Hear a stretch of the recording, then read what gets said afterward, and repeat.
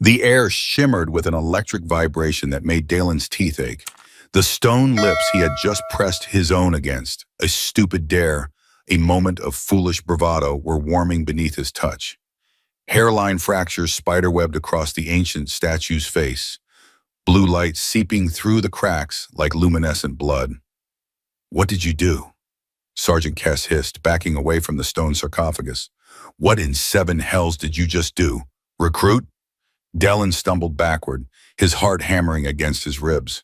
The cave trembled. Dust and small stones rained from the ceiling as the rumbling intensified.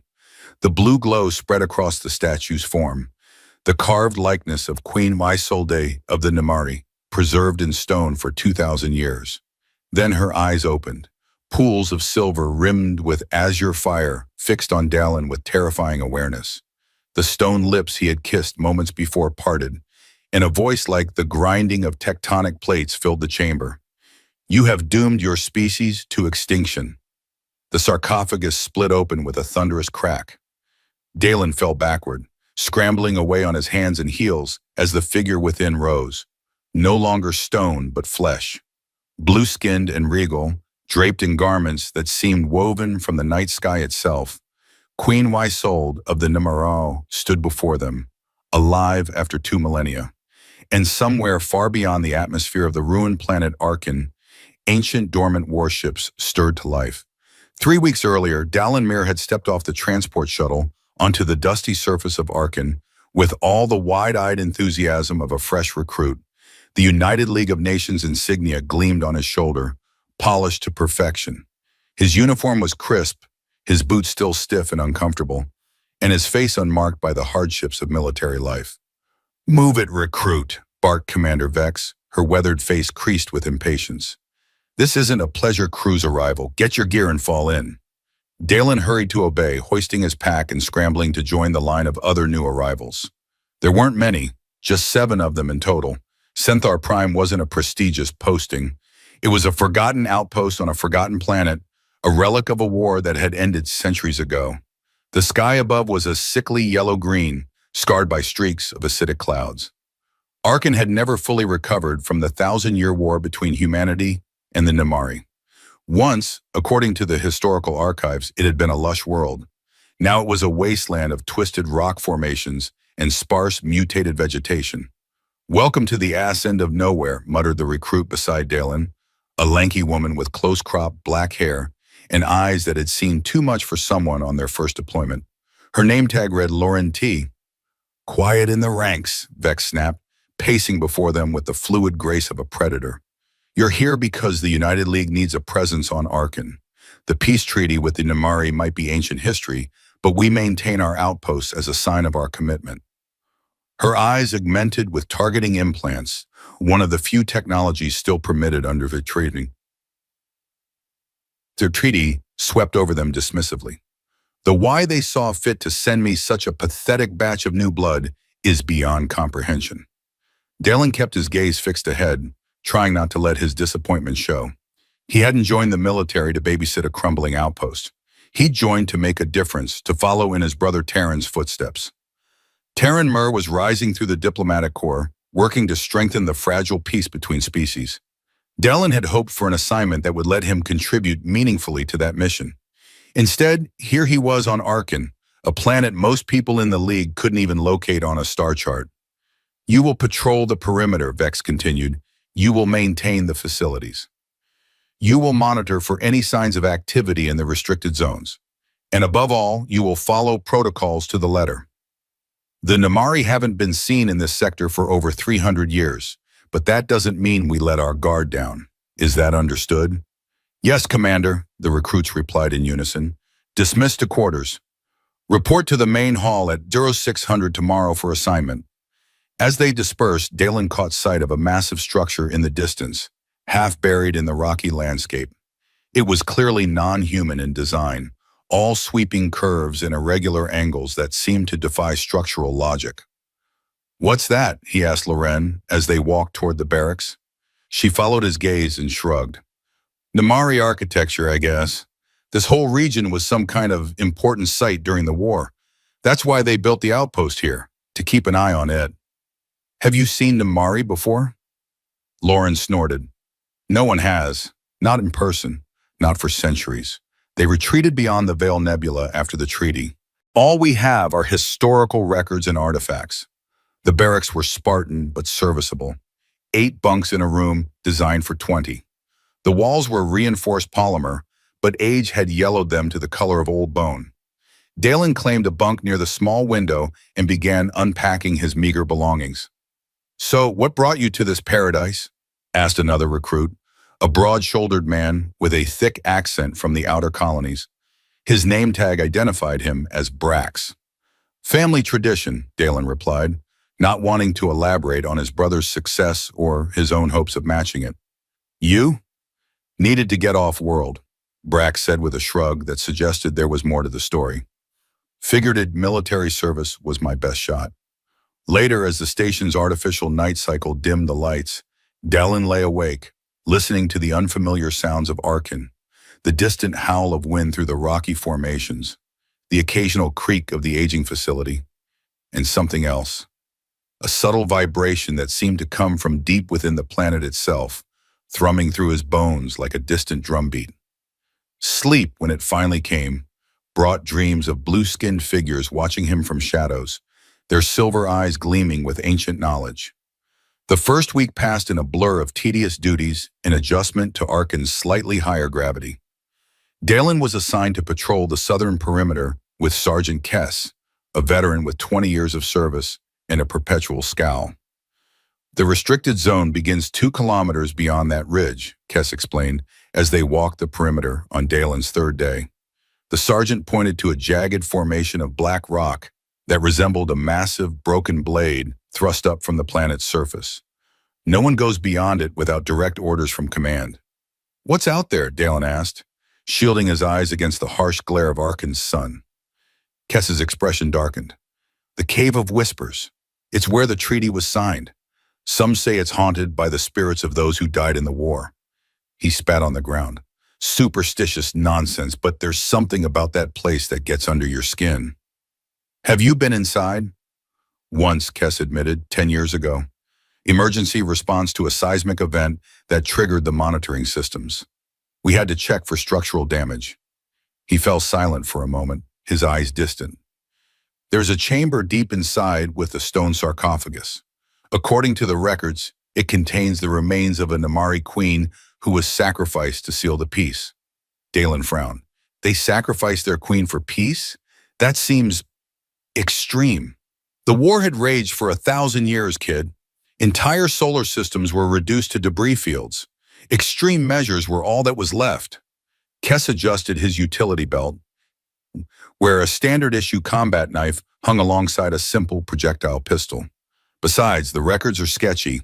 Most of the details were classified or lost over time.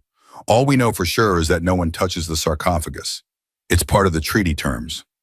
Later that evening, Dalen accessed the outpost's historical database from a terminal in the common area. The information on the Namari was frustratingly sparse. There were physical descriptions: humanoid with blue skin of varying shades, silver eyes, enhanced strength and agility, and lifespans that stretched for centuries. There were tactical analyses of their fighting capabilities during the war, their preference for elegant, lethal-bladed weapons over projectiles, their uncanny ability to move silently through any terrain, their complex honor codes that governed combat, but of their culture, their beliefs, their society, almost nothing remained. It was as if someone had deliberately purged that information from the records. Fascinated by ancient history, the voice made Dalen jump. Commander Vex stood behind him, her expression unreadable. Just trying to understand more about our mission here, Commander, Dalen replied, closing the database screen. Vex studied him for a moment. Your brother is Taran Mar, isn't he? The diplomat. Dalen nodded, surprised. You know him? I know of him. His work on the Centauri Accords was impressive. She leaned against the terminal. He's continuing a peace process that began here, on this forgotten rock. But don't confuse diplomacy with security, recruit. Our job isn't to understand the Namarai. It's to ensure they remain beyond the boundaries established by the treaty. With respect, Commander, shouldn't understanding them be part of maintaining peace? Something flashed in Vex's augmented eyes. Anger, perhaps, or something more complex. The peace was bought with blood, Mir. Sometimes understanding only opens old wounds. She straightened. Stay away from the restricted zone. That's an order.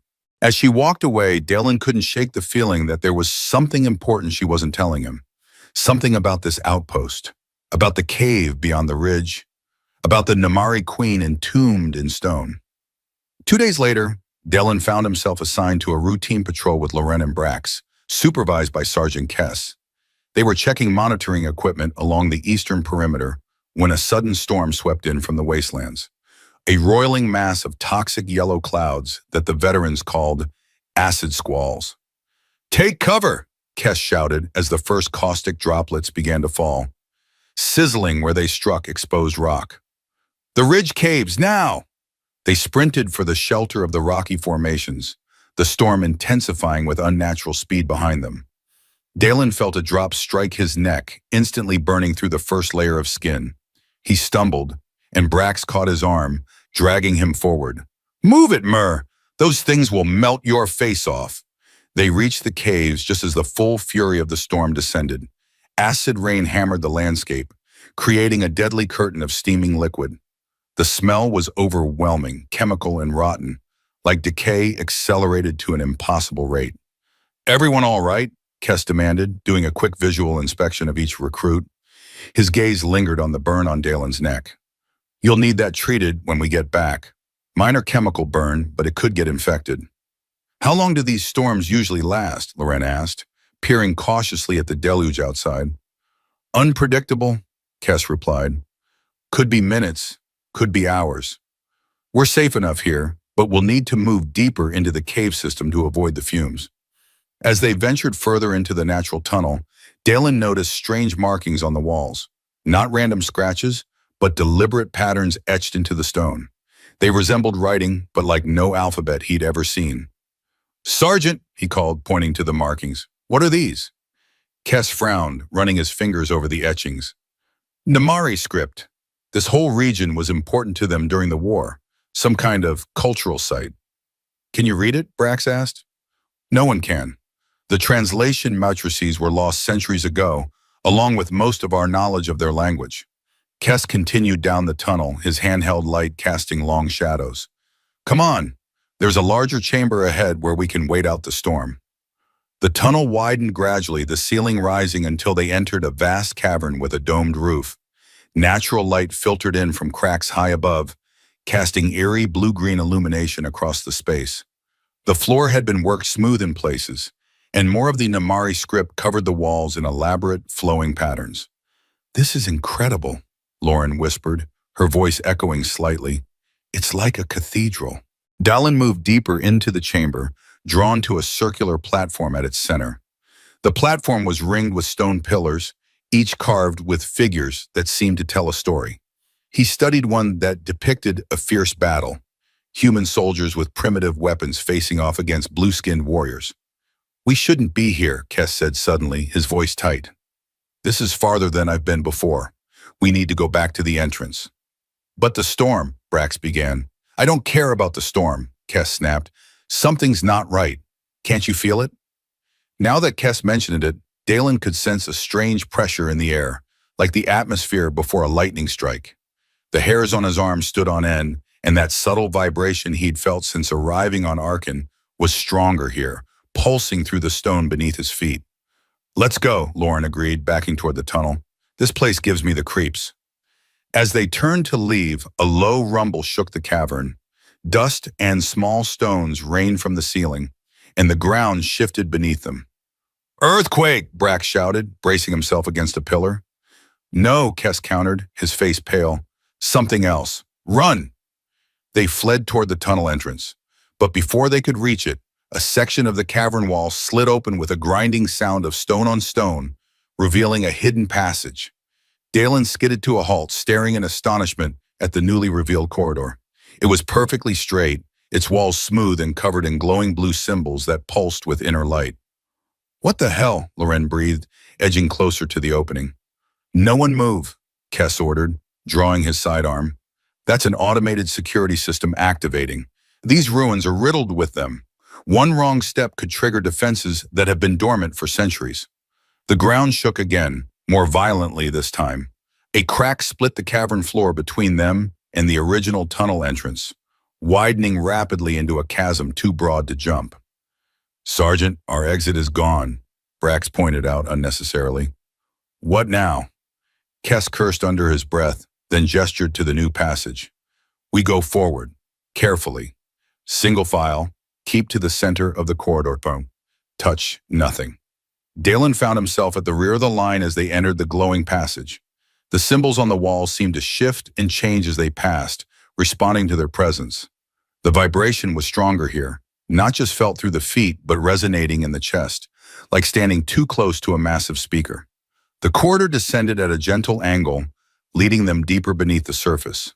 After what seemed like hours but was probably only minutes, it opened into another chamber, smaller than the first, but more obviously artificial in construction. At its center stood a stone sarcophagus. Even before Kess cursed and backed away, Dalen knew what it was.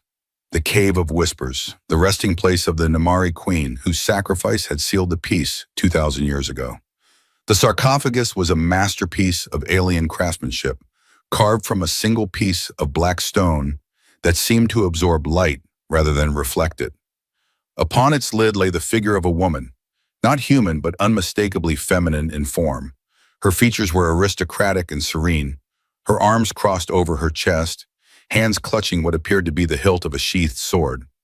Every detail was rendered with uncanny precision, from the flowing robes that draped her form to the intricate braids in her hair.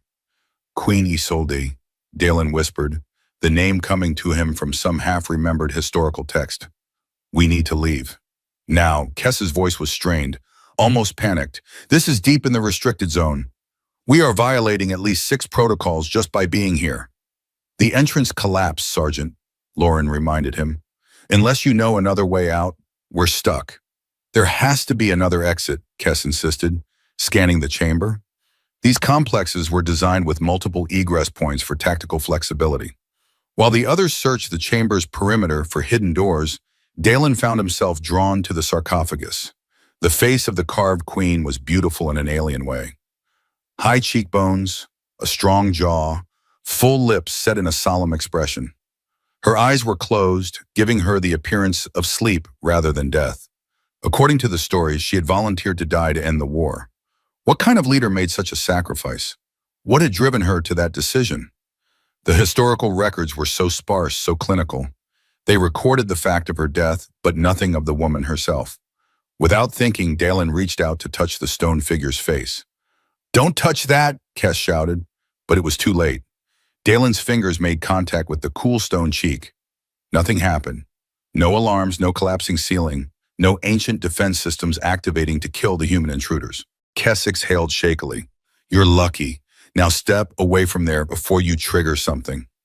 "It's just a tomb, Sergeant," Dalen said, not moving. "She's been dead for 2 millennia. "That tomb is specifically mentioned in the treaty terms," Kess growled. "No human is to approach, touch, or in any way interfere with the resting place of Queen Isolde. It's one of the few provisions that was never classified or redacted." Brax approached, examining the sarcophagus with interest. "There's an old tradition in the outer colonies. When we visit military memorials, we touch the names of the fallen. It's a sign of respect." He reached out and placed his palm flat against the side of the stone coffin. Again, nothing happened. "See? No problem," Brax grinned.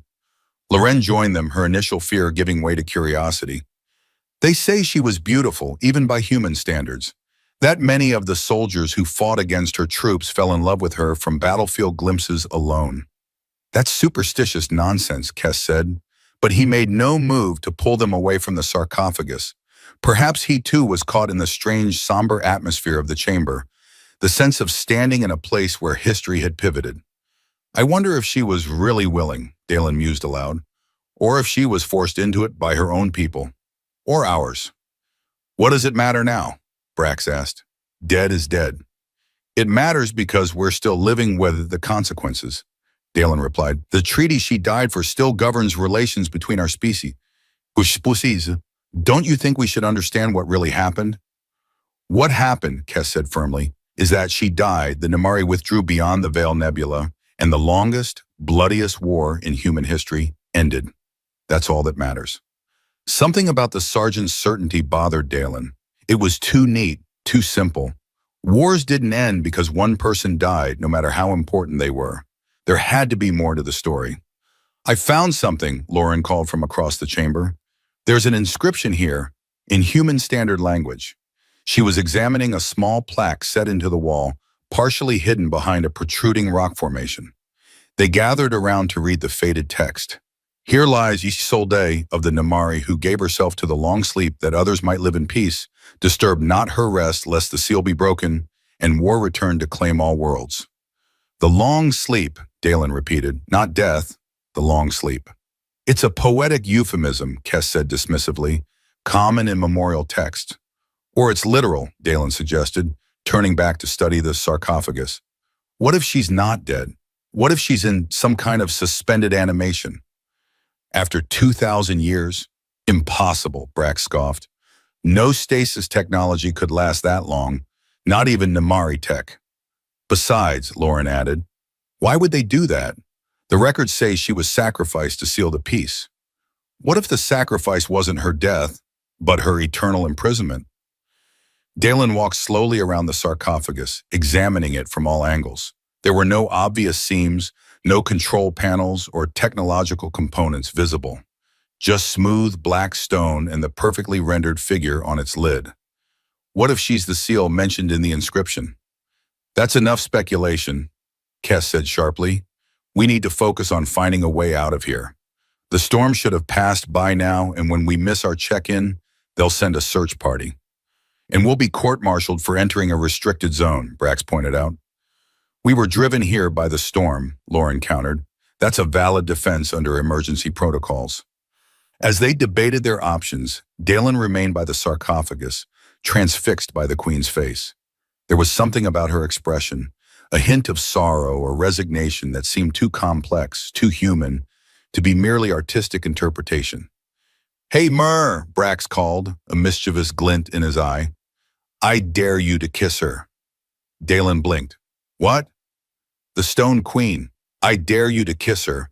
It's an old fairy tale, right? Kiss the sleeping beauty to wake her up. Brax laughed. Come on, where's your sense of adventure?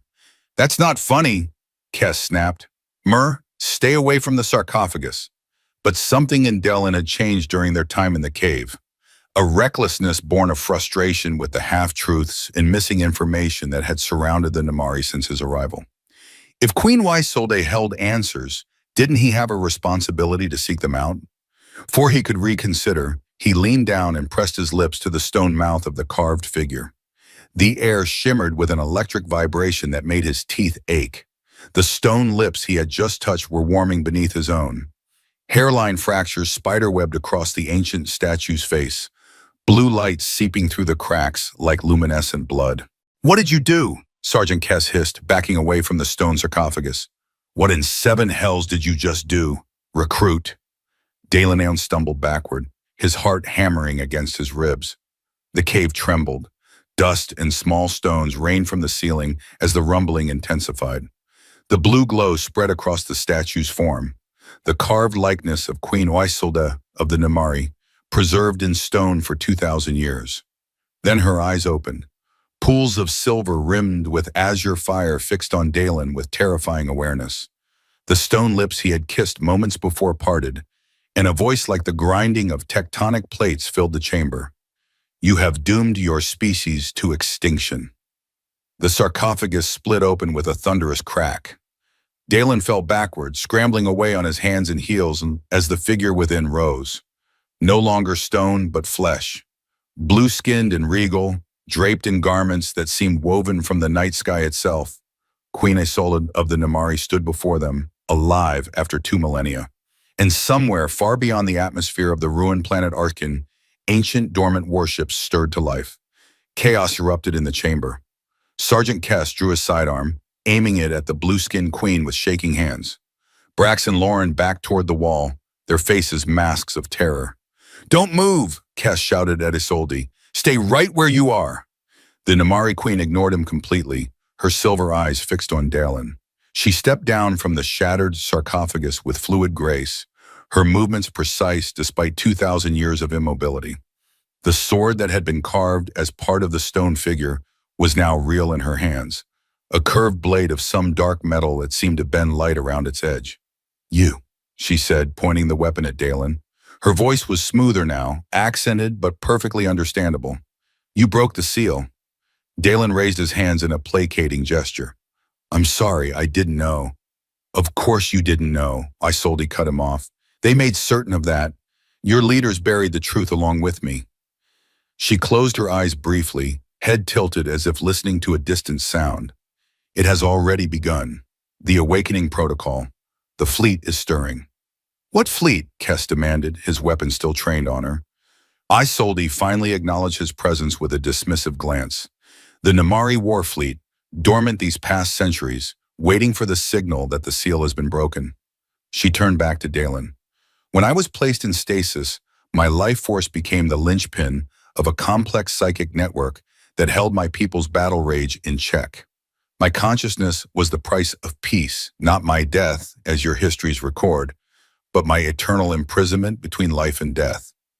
That's impossible, Brax protested. No being could survive that long, even in stasis.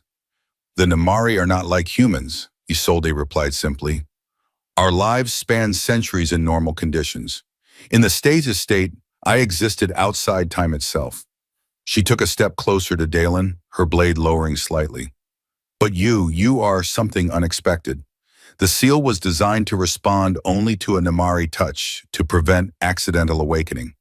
Yet you broke it with a human gesture.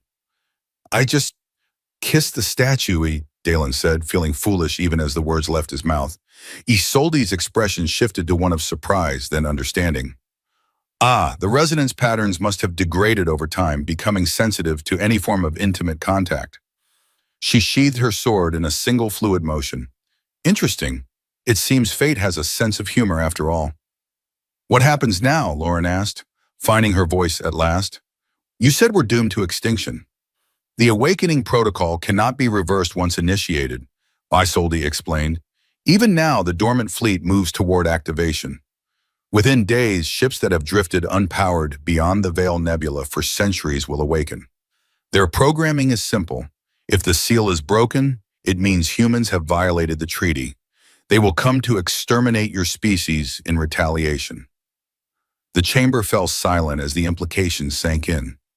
Dalen felt sick, his legs threatening to give way beneath him. One impulsive action, one moment of foolish curiosity, and he had potentially triggered the extinction of humanity. There has to be a way to stop it, he said finally, his voice hoarse. Some override or failsafe. Isolde studied him thoughtfully. There is one possibility. The fleet responds to my life signature.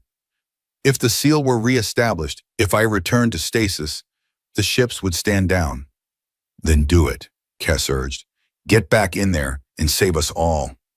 The Queen's silver eyes flashed dangerously. It is not so simple, human. The sarcophagus is destroyed. The technological components that maintain the stasis field were integrated into the stone itself. She gestured to the rubble that had once been her prison. It cannot be repaired, not without knowledge and materials that have been lost for millennia. Then what? Brax demanded. We just wait to die? No, Isolde said quietly. There is another way. A new seal could be created. A new guardian could take my place. Dalen felt the weight of her gaze upon him, and understanding dawned with terrible clarity. You mean one of us. One of you, she confirmed. The one who broke the seal. A life for a life. Balance must be maintained. That's insane, Kess protested. You can't expect him to. I expect nothing, Isolde interrupted. I merely state the facts. If your species is to survive, someone must become the new seal. Given the resonance patterns that allowed him to break my stasis, he is the most suitable candidate. Dalen's mind raced, searching for alternatives, for loopholes, for any way out of the nightmare his simple action had created. What about you? Couldn't you communicate with your people, tell them it was an accident, that the treaty hasn't been violated? Soldi's expression softened slightly. After 2,000 years, my people have likely evolved beyond recognition. Their society, their values, their understanding of the treaty, all would have changed. And the awakening protocol was designed specifically to operate without communication, to prevent human deception. She shook her head. The fleet will not listen to reason. It responds only to the seal. We need to report this to command, Kes said, finally lowering his weapon. This is beyond our authority to handle. By all means, Soldi agreed, but know that time is short. The fleet moves slowly at first, but once fully awakened, it will strike with overwhelming force. You have perhaps 3 of your weeks before the first attacks begin. How do we get out of here? Loren asked. The entrance collapsed. Soldi walked to a section of wall that appeared identical to the rest and pressed her palm against it. Lines of blue light spread from her touch, forming intricate patterns across the stone surface. With a low rumble, the wall receded, revealing another corridor. This complex was a spiritual center for my people, she explained. I know its secrets well. This passage will lead you to the surface, near your outpost. She paused, looking directly at Dalen. I will accompany you. After 2 millennia, I find I am curious about what has become of the universe in my absence. Kes looked like he wanted to object, but thought better of it. Fine, but you'll be taken into custody when we reach the outpost. Standard protocol for unauthorized Namari presence in League territory. Soldi's lips curved in what might have been amusement. Of course. I would expect nothing less from your military hierarchy. Lead on, Sergeant. As they filed into the new corridor, Dalen found himself walking beside the alien queen. Up close, her blue skin had subtle variations in tone, like the depths of an ocean viewed from above. Her movements were perfectly controlled, each step deliberate yet fluid. I'm sorry, he said quietly. I never meant to. Intent matters little in the face of consequences. Soldi replied, but without rancor. You acted from ignorance, not malice. That is the greater failure of your leaders, who chose to bury the truth rather than honor it. She glanced at him, her silver eyes unreadable. What is your name, human? Dalen Mur. Dalen Mur, she repeated, the alien cadence of her voice making his name sound like a different language entirely. Remember this moment, Dalen Mur, the moment when the fate of 2 species rested on your shoulders. Whatever comes next, remember that you alone set it in motion. The weight of her words pressed down on him like a physical force, and Dalen walked on in silence, each step carrying him closer to a future suddenly and terribly uncertain. The reaction at Synthar Prime Outpost when a patrol returned with a living Namari Queen was predictably chaotic. Alarms blared, security protocols activated, and within minutes, Soldi found herself contained in a hastily established quarantine chamber, while the rest of the facility erupted in frantic activity. Commander Vex, her face pale with shock, but her bearing rigidly professional, ordered immediate communication with League Central Command.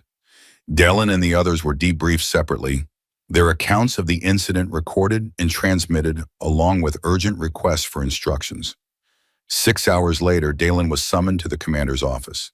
He entered to find Vex standing behind her desk, her augmented eyes glowing faintly in the dim light. Sit down, Mur, she ordered, her voice tight with controlled anger. Dalen obeyed, bracing himself for the court-martial that surely awaited him. I've spent the last 5 hours in communication with Central Command, Vex began, pacing slowly. Do you know what they told me? They told me to maintain containment, prevent any communication between the Namari and the outside world, and await the arrival of a special diplomatic team. She stopped, fixing him with a hard stare. They did not seem surprised, Mur. Concerned, yes. Urgent, absolutely. But not surprised. Dalen frowned. You think they knew? About Queen Soldi being alive?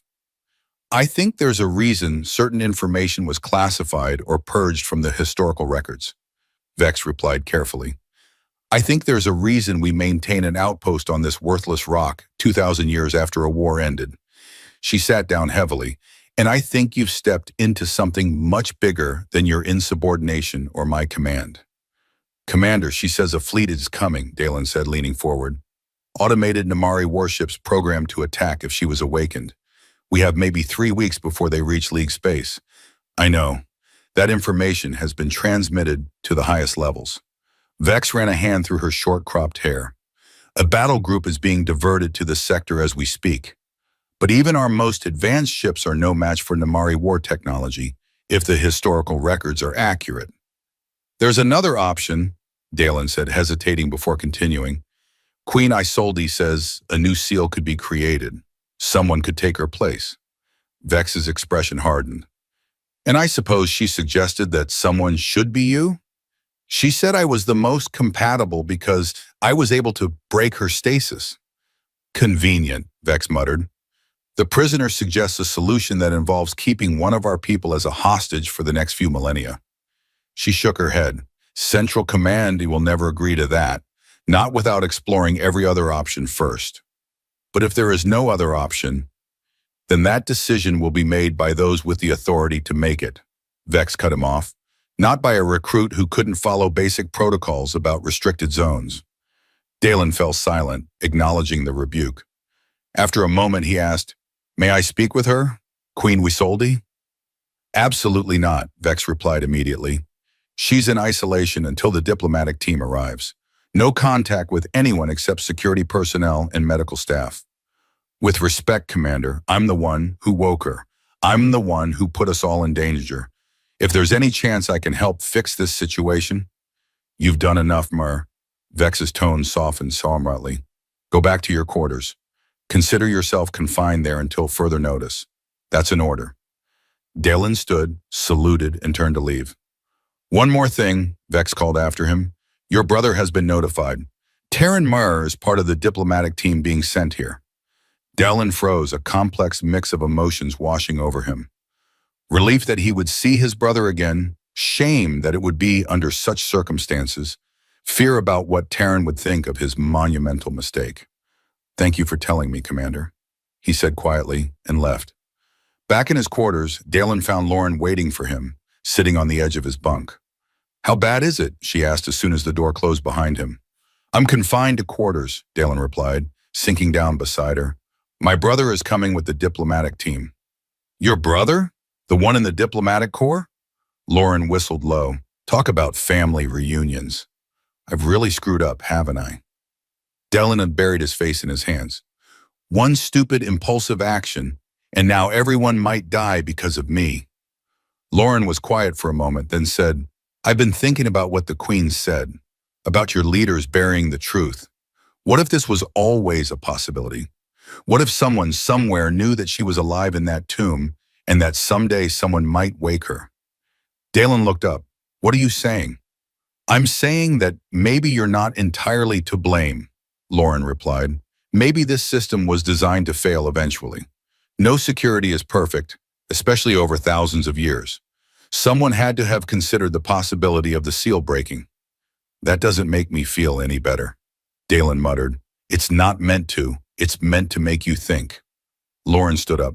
"The Queen asked for you specifically, after they put her in the quarantine chamber. She said she would only speak to the one who broke the seal." Dalen's heart raced. "Vex ordered me to stay away from her." "Yeah, well, security around the quarantine chamber is stretched thin right now. Everyone's preparing for the diplomatic team's arrival." Lauren handed him a keycard. "This will get you past the first checkpoint. After that, you're on your own." Dalen stared at the card. "Why are you helping me?" "Because if the world's ending in 3 weeks, I'd rather go down knowing we tried everything." She shrugged. "Besides, I've never been good at following stupid orders." After Lauren left, Dalen sat with the keycard in his hand, weighing his options. Defying Vex's direct order could end his military career, assuming there was a future in which military careers still existed. But if there was even a chance that speaking with Isolde could help prevent the coming catastrophe, his decision made, he waited until the station's night cycle, when the corridors would be less populated, and slipped out of his quarters. The quarantine chamber was located in the medical wing, 2 levels below the main facility. Using Loren's keycard, Dalen bypassed the first security checkpoint with ease. The second required a biometric scan, but the guard station was empty, either through luck or, more likely, Lauren's intervention. A single reinforced door separated him from Queen Isolde. It required an officer's authorization, but the emergency override panel beside it was designed to allow access in case of medical emergencies. Dalen had studied enough basic security protocols during training to know that every secure door had a bypass sequence for such situations. It took him 3 attempts to crack the sequence, each failure increasing the risk of triggering an alert. Finally, the panel blinked green, and the door slid open with a soft hiss. The quarantine chamber was larger than he'd expected, a hexagonal room with transparent walls that could be opaqued for privacy. In the center, Queen Isolde sat cross-legged on a medical examination table, her eyes closed in what appeared to be meditation. She wore a simple gray medical gown instead of her original garments, but somehow she made it look regal. "I knew you would come, Dalen Muir," she said without opening her eyes. "Your mind has a particular resonance that I can sense even through these walls." "You asked to speak with me," Dalen said, approaching cautiously. Now her eyes opened, fixing him with that unsettling silver gaze. "I did, because you alone might understand what must be done." "You mean becoming the new SEAL," Dalen guessed, "taking your place?" "Yes." Isolde uncrossed her legs and slid gracefully from the table to stand before him, separated only by the transparent barrier. "But there is more you should know before such a decision can be made." "Like what?" "Like the truth of what happened 2,000 years ago." Isolde placed her palm against the transparent wall. "The treaty that ended the war was not what your histories record. It was not a simple document of surrender or compromise. It was a binding oath, sealed with blood and consciousness between the highest authorities of both our species." "What do you mean?" "The war had reached a point of mutual destruction," Isolde explained. "Neither side could win without destroying everything worth fighting for. Your leaders and mine sought a solution that would ensure lasting peace, not merely a temporary cessation of hostilities." Her expression grew distant, remembering. The solution was the living seal, a consciousness that would serve as both hostage and guardian. So long as I remained in stasis, my psychic presence would dampen the battle rage of my people, preventing them from renewing hostilities. And the knowledge that awakening me would trigger automated defenses would prevent humans from violating the treaty terms. "But why you?" Dalen asked. "Why the Queen?" "Because only the highest authority would suffice for such a binding. Because I volunteered." A faint smile touched her lips. "And because I was tired, Dalen Muir. Tired of 1,000 years of war, of watching my people die for causes that had become abstractions over the centuries. I saw a way to end it, permanently, and I took it. And now? Now the seal is broken, and the fail-safes are activating. The dormant fleet will awaken, and nothing can stop it except the re-establishment of the seal." She studied him intently. "Your leaders will not tell you this. They will seek military solutions, technological countermeasures, diplomatic maneuvers. But there is only one way to prevent what is coming." "Someone has to take your place," Dalen said quietly. "Yes, and not just anyone. You, Dalen Muir, the one who broke the seal." "Why me? Why not you again?" Isolde shook her head. "The stasis technology was keyed to my specific psychic signature. It cannot be recalibrated to me again. But you showed compatibility when you broke the seal. Your consciousness could establish the new binding." "And what happens to me? Would I just sleep forever?" "Not sleep," Isolde corrected gently. "In stasis, consciousness exists in a different state. Time passes differently. What seems like millennia to the outside world might feel like moments, or perhaps years. It is difficult to explain to one who has not experienced it." Dalen tried to process what she was saying, the enormity of the choice before him. "I'd be giving up my life, my future." "Yes, as I gave up mine." Isolde's eyes held no judgment, only a deep understanding. "It is not a choice I would wish on anyone, but it is the only choice that offers salvation for both our peoples." Before Dalen could respond, alarms blared throughout the facility. Red emergency lights flashed in the corridor, and the facility's automated voice announced, "Security breach detected, all personnel to battle stations." "This is not a drill." "What's happening?" Dalen asked, turning toward the door. "They found us sooner than I expected," Isolde said, her voice tight. the vanguard of the fleet, scout ships, automated and lethal. They would have detected my awakened signature and accelerated their approach. We need to get out of here, Dalen decided, moving to the control panel that would open the transparent barrier separating them. If you release me, you will be branded a traitor, Waisoldi warned. If I don't, we may all die anyway. Dalen overrode the security protocols, and the barriers slid aside. Come on, we need to find Commander Vex. Together they rushed into the corridor, alarms still blaring around them. Dalen led the way toward the command center, hoping he wasn't making the second catastrophic mistake of his short military career. The command center was in chaos when they arrived. Tactical displays showed multiple unidentified vessels entering Arkan's atmosphere, their trajectories aimed directly at the outpost. Commander Vex stood at the central console, barking orders as personnel scrambled to implement defensive measures. "Myrrh," she shouted when she spotted Dalen. "What the hell is—" Her words died as she noticed Waisoldi beside him. Her hand moved to her sidearm. "Explain yourself, recruit, now." "Commander, we're under attack," Dalen said, stating the obvious. "Queen Waisoldi says these are automated scout ships from the Namari fleet, the Vanguard." Vex's gaze shifted to Isolde. "Is this your doing?" "Not by choice," the Queen replied calmly. "The awakening protocol proceeds faster than I anticipated. These vessels are automated, designed to locate and secure my position upon detection of my conscious signature." "How many?" Vex demanded. "The Vanguard typically consists of 5 scout craft. They are small but heavily armed." As if to punctuate her words, the facility shook with the impact of weapons fire. Status displays flickered, and damage reports began scrolling across screens. "Perimeter defense is failing," reported one of the technicians. "They're using some kind of energy weapon our shields can't block." "Evacuate non-essential personnel to the emergency bunkers," Vex ordered. "Security teams to defensive positions." She turned back to Dalen and Isolde. "Can you stop them?" "They respond to the awakening protocol," Isolde said. "They will not cease until they have secured me or verified my destruction." "Then we give you to them," Vex suggested grimly. "That would only accelerate the process," Waisoldi countered. "The scout ships would transmit confirmation of my awakened state to the main fleet, bringing them here sooner, and they would eliminate any humans they encountered as potential threats." Another impact rocked the facility, more violent than the first. Lights flickered and emergency power engaged. "Direct hit to the eastern quadrant," someone reported. "Breach in sectors 7 through 9. "They're coming in," Brax shouted from a security station. "Reading multiple intrusion points." Dellen made a decision. "Commander, we need to re-establish the seal. It's the only way to stop this." "And how exactly do we do that?" Vex demanded. "The Cave of Whispers," Dalen said. "The chamber where Queen Isolde was entombed. The technology is damaged but not destroyed. If we can get back there, she believes it can be recalibrated for a new guardian." Vex's augmented eyes narrowed. "A new guardian?"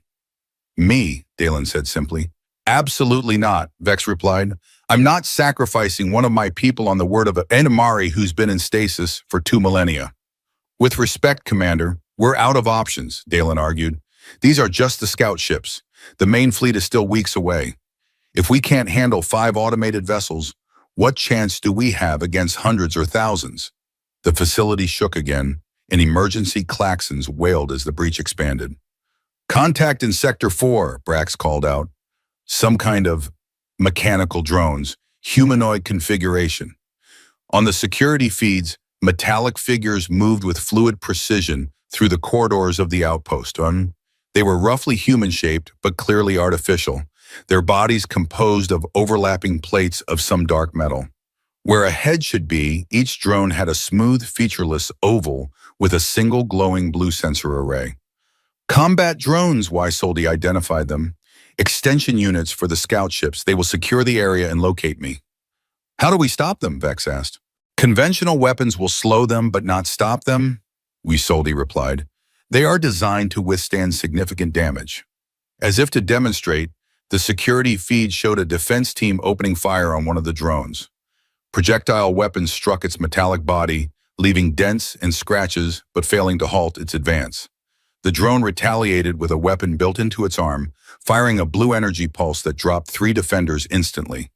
Non-lethal incapacitation, Isolde noted. They want prisoners for information. Vex made a quick decision. Sergeant Kess, assemble a team. Get Mur and then Inmari to the cave. I'll hold the drones here as long as possible. Commander, Dalen began to protest it. That's an order, recruit, Vex cut him off. If there's even a chance this plan works, we have to take it. The diplomatic team is still days away. We need to buy time. Kess nodded grimly. Yes, Commander. Loren, Brax, with me. We'll take the maintenance tunnels to the vehicle bay. If we can reach the all-terrain vehicles, we can make it to the ridge before they secure the perimeter. Go, Vex ordered. And Mur, good luck. Dalen snapped to attention and saluted. Thank you, Commander. As they moved to leave, Isolde paused before Vex. Your sacrifice will be remembered, Commander. If we succeed, I will ensure that both our peoples know of your courage. Vex's expression remained hard, but she nodded once in acknowledgement. Minutes later, Dalen found himself in one of the facility's underground maintenance tunnels, hurrying behind Sergeant Kess while Loren and Brax guarded their rear.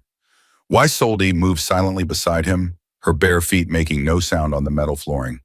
The vehicle bay is 200 meters ahead, Kess informed them, consulting a handheld scanner.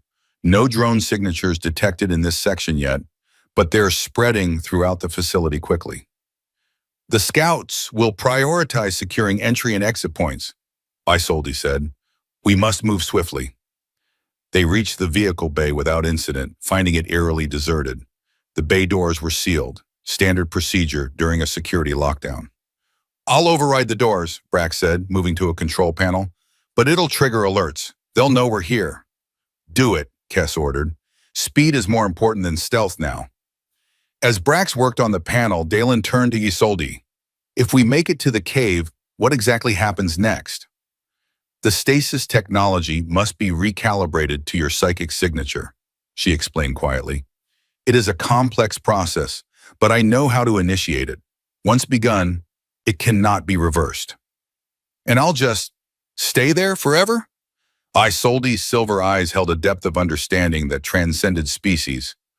Not forever, Dalen Mur. Nothing is forever, but for a very long time, until our peoples find a better way, or until the technology fails again. Got it, Brax announced as the bay doors began to rumble open. His words cut off as a blue energy pulse struck him from behind. He collapsed to the floor, his body twitching. In the doorway behind them stood 2 combat drones, sensor arrays gleaming. Down, Kess shouted, drawing his sidearm and firing in a single fluid motion. His shot struck one drone sensor array, momentarily disrupting its targeting systems. Loren grabbed Dalen and pulled him behind a vehicle for cover. Isolde moved with inhuman speed, ducking under an energy pulse and closing the distance to the second drone. Before it could fire again, she had slipped behind it and jammed her fingers into a seam in its neck plating. The drone convulsed and collapsed. The nerve cluster at the base of the control unit, she explained, rejoining them as Kess continued firing at the first drone, a design flaw they never corrected. Get to a vehicle, Kess ordered, backing toward them while maintaining fire. I'll hold them off. Sergeant, Dalen began to protest. That's an order, Mur. Complete the mission. Loren was already starting one of the all-terrain vehicles, its engine roaring to life. Dalen hesitated, then helped Isolde into the backseat before climbing in beside her. As they pulled away, he looked back to see Kess standing his ground as more drones poured into the bay. The vehicle burst through the opening bay doors and into the harsh arcane daylight. Above them, 3 sleek vessels of unmistakably alien design hovered in the sky, their hulls gleaming like polished obsidian. Energy beams lanced down from the ships, systematically targeting the outpost's defensive installations. Head for the ridge, Dalen shouted over the engine's roar. The cave entrance is on the other side. Loren gunned the engine, sending the vehicle bouncing over the rocky terrain at dangerous speed. Behind them, the outpost diminished in size, smoke rising from multiple breach points. They're following us, Isolde warned, looking back. 2 smaller craft had detached from the scout ships and were in pursuit, closing rapidly. Can you drive? Loren asked Dalen. Yes, but take the wheel. She pulled a projectile rifle from beneath the seat. I'll try to slow them down. They switched places in a precarious maneuver that nearly sent the vehicle rolling, but Dalen managed to grab the controls and stabilize their course. Loren braced herself in the back, taking aim at the pursuing craft. Her first shot struck one of the small vessels, causing it to wobble but not fall. It returned fire, energy pulses kicking up dirt around their vehicle as Dalen swerved erratically to avoid being hit. "They're herding us away from the ridge," Waisoldi observed. "They know where we're going." Dalen gritted his teeth and veered sharply toward a cluster of towering rock formations. "Then we'll have to be unpredictable." He drove the vehicle into a narrow gap between two monoliths, scraping the sides but making it through. The pursuing craft were forced to fly over, temporarily losing sight of them. "There!" Isolde pointed to a barely visible trail winding up through the rocks. "That will lead to the ridge from the north. They will expect us to approach from the east." Dalen followed her direction, gunning the engine as they began to climb. The trail was barely wide enough for their vehicle, with a sheer drop on one side and the rock face on the other. One mistake would send them plummeting to certain death. "They're coming back around," Loren warned, reloading her rifle. "And they've called for friends." Four of the small pursuit craft were now visible, circling like predatory birds. "We're almost to the top," Dalen called back. "Once we're over the ridge, the cave entrance is only about half a kilometer away." Energy pulses struck the rock face above them, sending debris raining down on the vehicle. Dalen swerved to avoid the larger chunks, nearly going over the edge in the process. "They're not trying to hit us," Isolde realized. "They're causing a rock slide to block our path." Sure enough, larger boulders began to tumble down from above, bouncing toward them with increasing speed. Dalen pushed the vehicle to its limits, weaving between the falling rocks as the trail grew steeper. "We're not going to make it," Loren shouted, firing upward at the circling craft. "There's too many of them." "We'll make it," Dalen insisted, his knuckles white on the steering controls. The ridge loomed above them, tantalizingly close. A massive boulder crashed onto the trail directly ahead, leaving a gap too wide to cross. Dalen slammed on the brakes, the vehicle skidding to a halt mere meters from the edge. "End of the line," Loren said grimly, climbing out with her rifle ready. "We'll have to continue on foot." The pursuit craft were closing in, preparing to land and deploy more combat drones. Dalen helped Isolde from the vehicle, his mind racing for options. "There," the Queen said, pointing to a narrow fissure in the rock face. "Another entrance to the cave system. It will be tight, but we can make it through." "Go," Loren said, taking up a position behind the vehicle for cover. "I'll hold them off as long as I can." "Loren, no." "Someone has to buy you time, Mer." She managed a tight smile. "Besides, I've always wanted to go out in a blaze of glory. Makes for a better story." Dalen knew there was no time to argue. "Thank you," he said simply. "Just fix this mess," she replied, then turned her attention to the approaching craft, opening fire with methodical precision. Dalen and Waisolde sprinted for the fissure as energy pulses began to rain down around them. The opening was barely wide enough for a human to squeeze through, a jagged slash in the ancient rock. "You first," Dalen urged, helping Isolde navigate the tight space. He followed immediately after, the rough stone scraping his shoulders and back as he forced his way through. Behind them, the sound of Loren's rifle echoed against the rocks, punctuated by the higher-pitched whine of alien energy weapons. Then there was a louder explosion, a flash of light visible even through the narrow fissure in silence. The passage widened slightly as they moved deeper, eventually opening into a small chamber illuminated by strange phosphorescent fungi clinging to the walls. "These tunnels connect to the main cave system," Isolde said, her voice hushed in the confined space. "We should be able to reach the central chamber from here." "Will they follow us?" Dalen asked, glancing back at the narrow entrance. "The drones are too large to fit through that opening, but the scouts will find other ways in. We must hurry." They made their way through the winding passages, guided by Isolde's seemingly perfect memory of the cave system's layout. The phosphorescent light cast everything in an eerie blue-green glow, making the shadows deeper and more menacing. After what seemed like hours but was probably only minutes, they emerged into the vast cavern Dalen remembered. The cathedral-like space with its worked floor and pillars carved with scenes of battle. From here, it was only a short distance to the chamber containing the sarcophagus, or what remained of it. The chamber looked different than when Dalen had last seen it. The sarcophagus was indeed in ruins, shattered pieces of black stone scattered across the floor. But the room itself was changing, responding to Isolde's presence. The symbols etched into the walls were glowing now, pulsing with a blue light that seemed to beat in rhythm with a living heart. The systems are still functional, Isolde said, moving to the center of the chamber where the sarcophagus had stood. Damaged, but operational. The stasis field can be re-established. What do I need to do? Dalen asked, scanning the entrance for signs of pursuit. Isolde knelt and began gathering the larger fragments of the sarcophagus, arranging them in a circle on the floor. The technology is integrated into the stone itself. These pieces retain enough of the matrix to form a new containment vessel, but it must be calibrated to your specific resonance pattern. And how do we do that? Through the original method, blood and consciousness. Isolde drew a small, sharp fragment of stone across her palm, leaving a line of dark blue blood. She offered the fragment to Dalen. Your turn. Dalen hesitated only briefly before taking the stone and making a similar cut across his own palm. Red blood welled up, a stark contrast to Isolde's. Now we join, she instructed, extending her bloodied hand.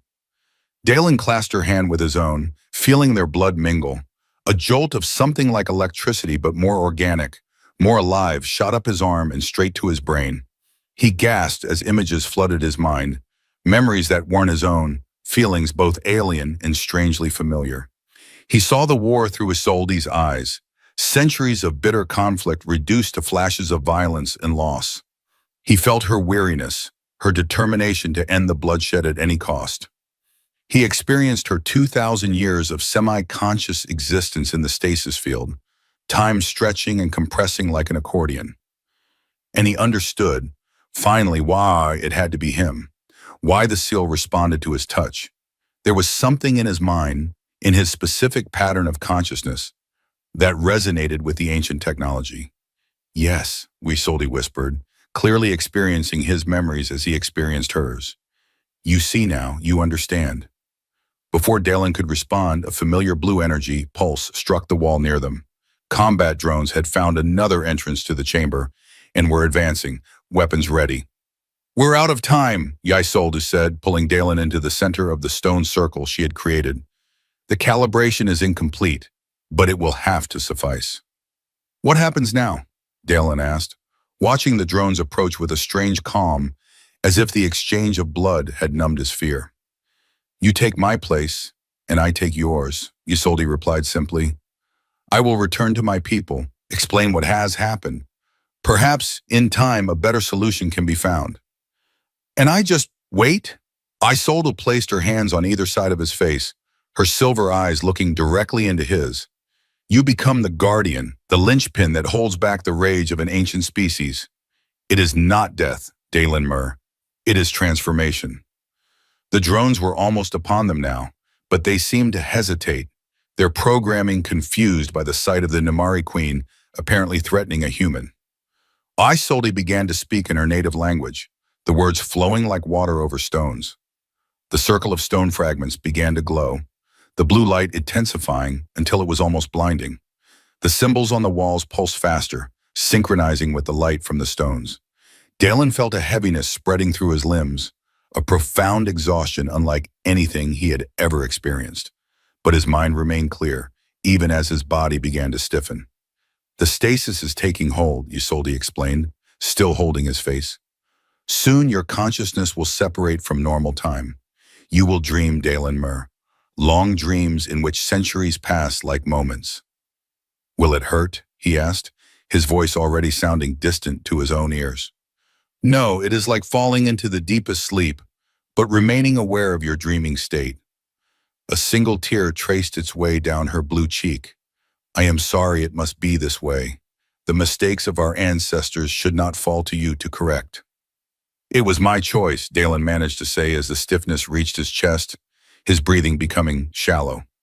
Tell my brother, tell Terran that I found a way to serve after all.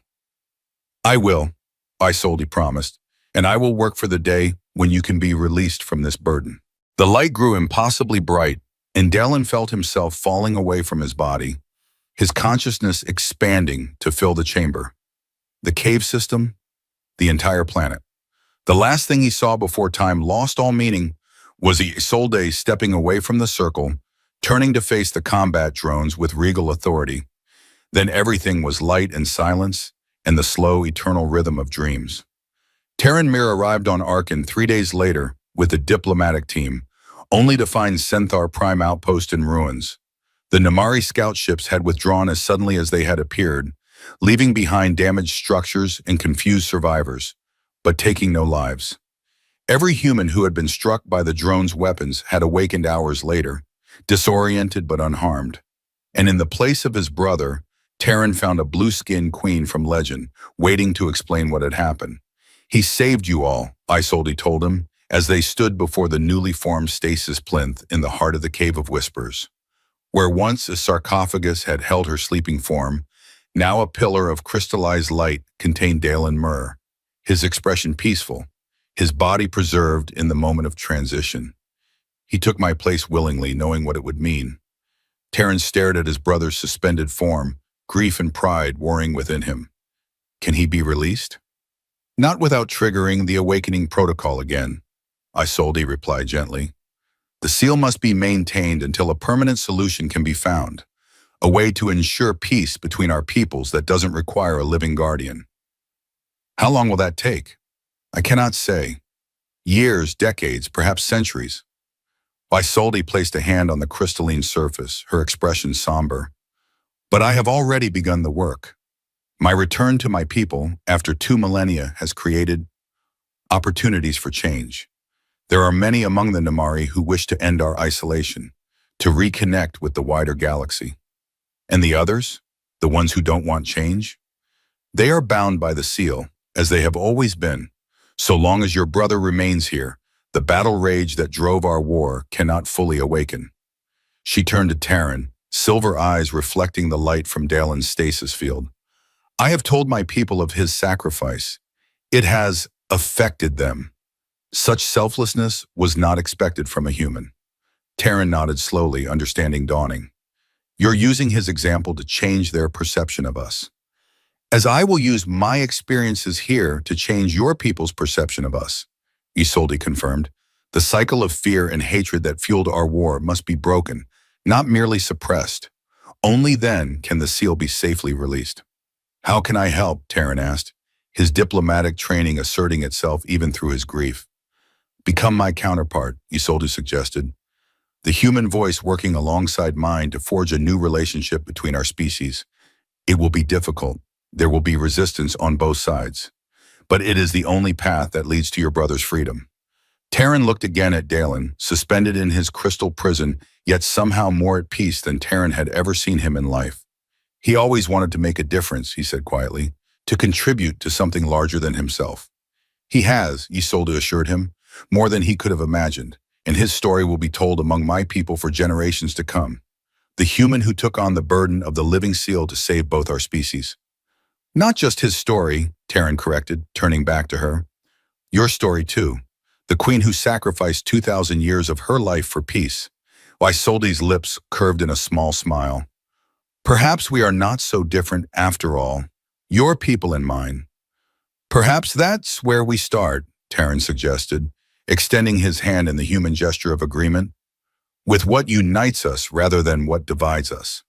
Isolde clasped his hand firmly, blue skin against tan, and in that moment, something shifted between their species, a first step on the long road to true understanding. Behind them, within his crystal prison, Dalen Mir dreamed of worlds and times yet to come, his consciousness expanding beyond the limitations of physical form. And in those dreams, he saw a future where the living seal was no longer necessary, a future bought with his sacrifice but built by those who came after. It was enough. It was more than enough. It was everything.